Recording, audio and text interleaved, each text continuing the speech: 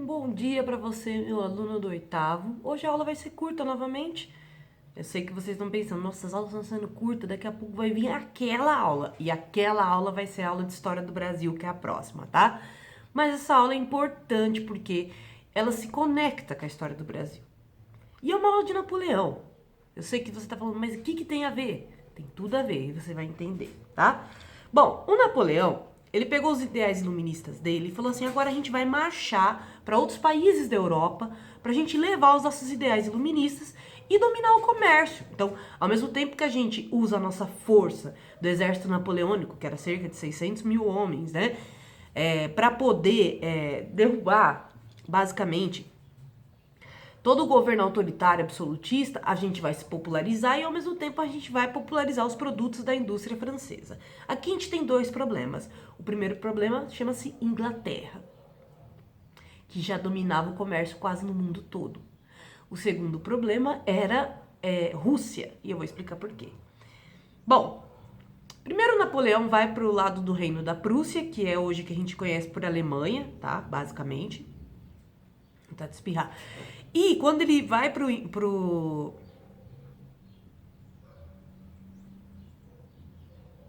Quando ele vai pro Império da Prússia, ele consegue, inclusive, passar até tranquilamente, tá? Por lá. E chegar até, inclusive, a Península Ibérica. Quando ele chega em 1807 na Península Ibérica, ele esperava encontrar a família real portuguesa para negociar um negócio chamado bloqueio continental. No que consiste o bloqueio continental? E presta atenção. O bloqueio continental eram todos os países que o Napoleão entrava, invadia. Ele propunha uma reforma agrária para conquistar apoio popular e, ao mesmo tempo, ele propunha liberdade política e igualdade jurídica. Então, ele fazia tipo um pacto entre as elites, né, na liberdade política e jurídica, junto com o povo pela reforma agrária e liberdade jurídica, e também no caso, né. De certa maneira, ele se popularizou dessa maneira em alguns países que ele passou, até em países que são considerados inimigos da França, históricos, como a Alemanha, tá? Mas, quando ele chegou em Portugal, sabe-se muito bem que os portugueses precisaram muito da ajuda da marinha inglesa para conseguir, de fato, colonizar o Brasil.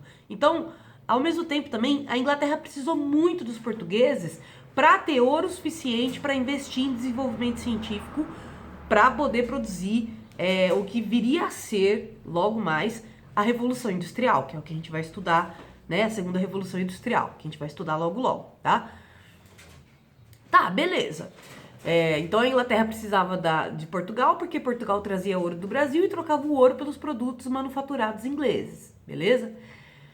Então, o rei português, ele sabia que fazer um pacto de bloqueio continental à Inglaterra, de sabotar o comércio inglês, seria extremamente ruim para Portugal. Até porque, galera, sejamos bem francos aqui, né? A Inglaterra, ela não só detinha boa parte do comércio do mundo todo, como ela também produzia muito, né? A mão de obra inglesa produzia muito. Então, assim, a França não estava preparada para ocupar aquele mercado, aquele comércio. Tipo, é tipo essa galera falando, ai, mas por que a gente tem que parar de pegar do comércio da China, porque tem que ser nacional e blá blá blá. Gente, se a gente simplesmente bloquear o comércio da China, a gente vai se lascar. Porque vai faltar muito produto pra gente. Até os produtos mais básicos que a gente tem, tipo caixinha de som, vem da China. Então, assim, seria muita ingenuidade a gente pensar que bloquear um império comercial como é a China, ou como era no caso a Inglaterra nessa época, a gente ia conseguir dar conta da falta de produtos que isso ia gerar e também, ao mesmo tempo, da ofensiva, uma vez que a Inglaterra era um país que tinha uma marinha conhecida por ser uma marinha de guerra, que foi formada por piratas. Os caras eram, tipo, donos do mar, basicamente, né? E aí, pessoal, é óbvio que isso deu errado e vai ser o começo do fim do Napoleão, tá? Ele vai degringolar o Napoleão a partir de agora. Então, ele vai para Portugal. Quando o rei português ficou sabendo que o Napoleão estava indo para Portugal com 600 homens, né? Ele pegou e falou assim, eu vou sumir daqui.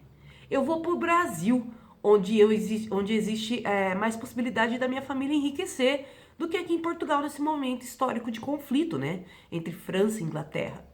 E dito e feito, o Dom João VI vem para o Brasil, vai fundar o Porto de Salvador, né? E aí vai ser o começo da história, galera, da independência econômica do Brasil. Porque apesar do Brasil ainda ser colônia nessa época, o Brasil vai passar a comercializar com outras nações, mas em especial com a Inglaterra. Isso vai gerar inúmeras revoltas sociais que vão fazer o Brasil se tornar independente, né, da Inglaterra, tá? Da Inglaterra não, de Portugal, que vai ser a independência do Brasil e basicamente o começo da história do Império do Brasil. É um pouco complexo, eu vou explicar depois. Que o Brasil ficou independente de Portugal, mas a dinastia de Portugal ficou no Brasil. Então, né, independente até certo ponto, tá? Continuando, então olha só, né, o Dom João VI saiu fugido com a aristocracia todinha de Portugal. Imagina o povo português acordando e falando, meu, o rei fugiu, cara, deixou a gente sozinho. Isso vai gerar uma revolta enorme em Portugal, inclusive uma revolta de caráter iluminista, né? Que eu vou comentar um pouco melhor posteriormente, tá, galera? Mas, aqui primeiramente, tá? Vale lembrar que, antes de passar em Portugal, Napoleão teve a genial ideia de invadir a Rússia. Por que eu falo genial com muita ironia? Porque nenhum país que invadiu a Rússia se deu bem, cara. Tipo, sério, nenhum mesmo. Ainda mais no inverno, porque o Napoleão e o Hitler tiveram essas ideias geniais. Vamos invadir a Rússia no inverno. A Rússia faz menos 60 graus no inverno na parte da Sibéria, mano. Resultado, o Napoleão invadiu a Rússia com 600 mil homens e saiu com 40 mil. E a maioria estava muito gravemente ferido. Quando o Napoleão chegou em Portugal, ele chegou para pedir ajuda. A coisa estava tão feia para o Napoleão que ele meio que ia pedir ajuda para o Dom João VI. O Dom João VI mal sabia que o Napoleão estava acabado e que a popularidade dele degringolou junto com essa operação na Rússia mal sucedida, né? Então, foi uma fugida do Dom João VI inútil até nesse sentido, mas foi útil por outro. No Brasil, estavam tendo muitas revoltas de caráter federalista, de caráter republicano. Em pouco tempo, o Brasil iria deixar de ser colônia dos portugueses. Então eles fizeram esse movimento também para vir ao Brasil, tentar basicamente frear essas revoltas sociais, com bastante violência, inclusive, e com a ajuda da Inglaterra, né, com mercenários ingleses, e eles vão transformar o Brasil num império, que é o império de uma família portuguesa, mas que não é mais de Portugal. Entende? Então, não foi só por fugir de Napoleão que o Dom João VI veio pra cá, tá? Ele veio com intuitos também políticos pra cá. Mas é até engraçado, porque quando o Dom João VI chegou aqui, ninguém ligou, sabe? O brasileiro foi tipo assim, uau, o rei de Portugal tá aqui, gente, vamos fazer uma cerimônia. E a galera, dane-se, sabe? Tipo, tô nem aí. O começo do fim do Napoleão foi a questão da Rússia. Ele chegou na França já desmoralizado. E aí o Luís XVIII, que é tipo um parente, né, do Luís XVI, que foi degringolado. Degringolado não. Degringolado de certa maneira, mas degolado, né? Na palavra literal. Ele vai assumir o poder na França. Só que, óbvio, sem aquela loucura de absolutismo, porque ele percebeu que os parentes dele perderam a cabeça por conta disso. Então ele vai ser um tipo de monarca mais parlamentarista, né? Então, por mais que volta a monarquia na França, já não é o mesmo panorama político que era na época do Luís XVI, tá bom? Então é isso, meus queridos. Espero que vocês estejam bem. Vocês vão ter aí uma tarefa para fazer, que são basicamente testes, tá? Da página 138 até a página 139, beleza? Espero que vocês estejam bem. Um beijo e até a próxima.